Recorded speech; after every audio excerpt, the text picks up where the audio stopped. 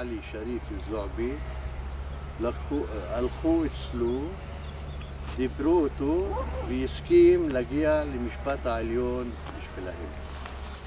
The lawyer Zouabi took it to the Supreme Court. המשפט העליון אז דחה הבקשה And the request to be able to stay in Safuri was rejected by the Supreme Court. ואחרי ששמע קצין צבא שנמצא באזור הזה, שהכפר נמצא במקום מוגלק, צבאי וסגור, סגור וצבאי. That was based on the testimony of the army that was here in the area that's determined that this was a closed military area. אחרי התאריך הזה הם הרסו כל הבתים שהיו בספור. And after that date, all of the houses that were left standing here were destroyed. במשך חודשיים עבדו על זה, לא השאירו בכלל בתים It took 2 months and every single house was destroyed. עכשיו, אני רוצה לראות לכם משהו. הקסטל הזה, הבניין הזה, Amin is pointing to this building that he calls the castle. It's the fortress. It's where you'll hear explanations later by Ora. I'm just putting that in parentheses. He wants to show us in the picture הנה, how it looked then. הנה הוא. ופה זה שנת 45. 1945, this picture was תמונה taken. כל הנה, Amin, יש להראות גם את זה, זה אותו... אה, So I can show... טוב, אתה על הכיוון הזה. בסדר. It's the same picture. Here's the castle, the fortress right up here. This is how it looked in 1945. כל השטח הזה בתים. The whole entire area had houses on it. השטח הזה שעכשיו רואים עצים. Where you now see the pine trees. Pine.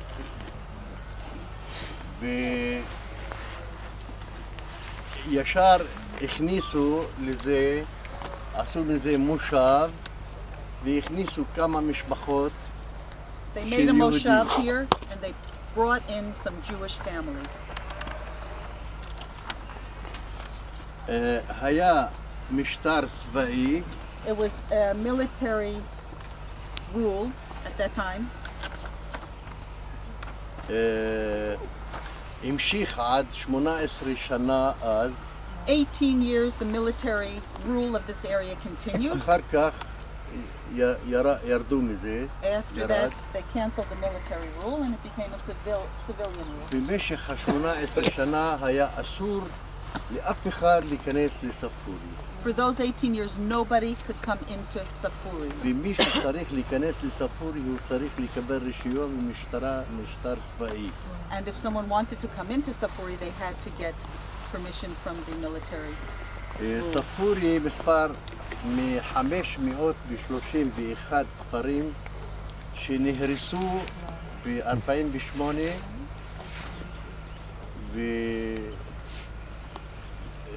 וכל אנשים שהיו גרים בכפרים האלה, ה-531 כפר, גרשו אותם ולא נתנו להם לחזור, ועד עכשיו אף אחד לא חזר מהכפרים האלה שהם לקחו אדמה שלהם והרסו הבתים שלהם. Safuri is one of 531 villages that was destroyed in 1948. And until this day, nobody from those 531 villages has been able to go back to their village. הבית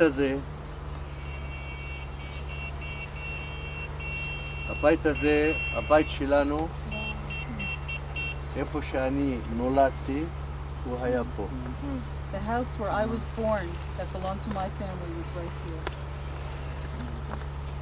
טוב, אמין, זה סיפור חזק תעצור ואולי אתה מוכן לענות על שאלות? אתה מוכן לענות על שאלות עכשיו? כן. Okay, I asked Amin if he's willing to field any questions. So we're going to cut the story right now. Feel free to ask him anything that you want to know. Where do you live now? איפה אתה גר עכשיו? נצרת, נזרת. זה כל מה שאתה רוצה להגיד? נצרת? זהו? לא איפה רוצה שאני גר? לספר? כן. זהו? אתה גר בנצרת? נקודה? מה אני עושה? לא? בסדר. He lives in Nazareth.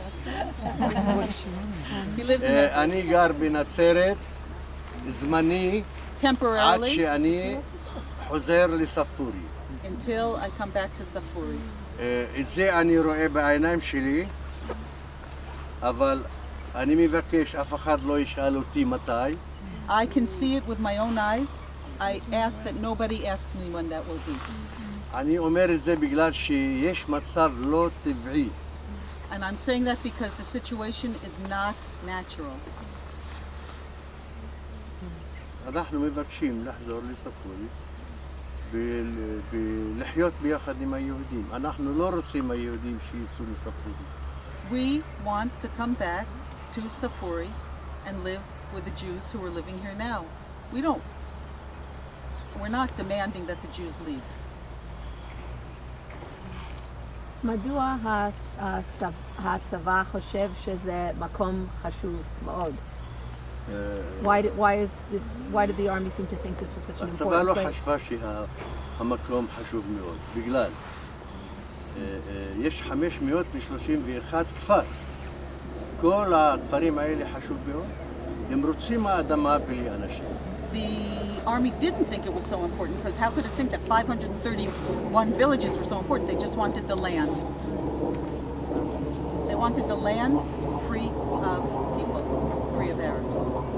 יש מישהו מהדמויות שמושבניק מדבר איתו? מושב ציבורי?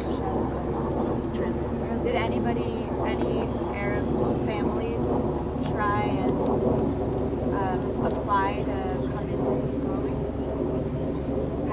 האם הגישו ערבים מועמדות לחברות בציפורי לחיות פה במושב?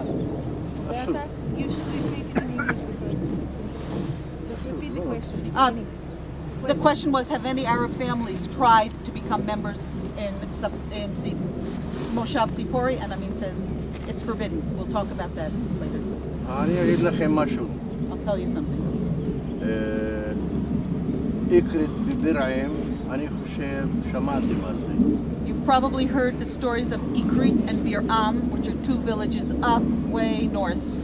זה שני כפרים על יד, קרוב מהגבול לבנון. They're close to the Lebanese border. הם קיבלו מהמשפט העליון אישור לחזור. And they got permission from the Supreme Court to have their residents returned. זה כבר 60 שנה, והם מבקשים, והם עוד כפר שלישית, רבסי קוראים לה, בצפון. It's already been 60 years and there's a third village in the same situation. 60 שנה מבקשים לחזור, לא נתנו להם. For 60 years they've been asking to come back and they haven't been allowed to. ויש להם ממשפט העליון, And that's a Supreme Court החלטה. decision החלטה allowing שיחזרו. their residents to come back.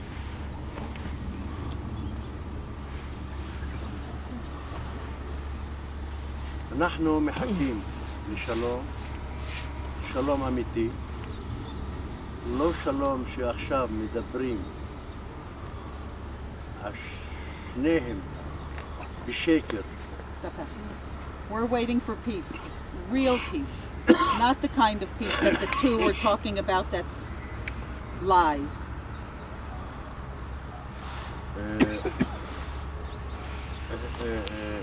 מחכים לשלום אמיתי, ומה זה נקרא בעיניים שלי שלום אמיתי? In my own eyes or in my mind, what do I consider real peace?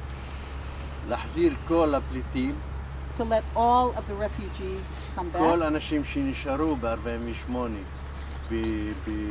בארץ הזאת ולא נמצאים בבתים שלהם, and בכפרים all שלהם. of the Arabs who stayed in 1948 and did not stay in their homes to be able to come back to their homes. ויש מקום לכולם לחיות ביחד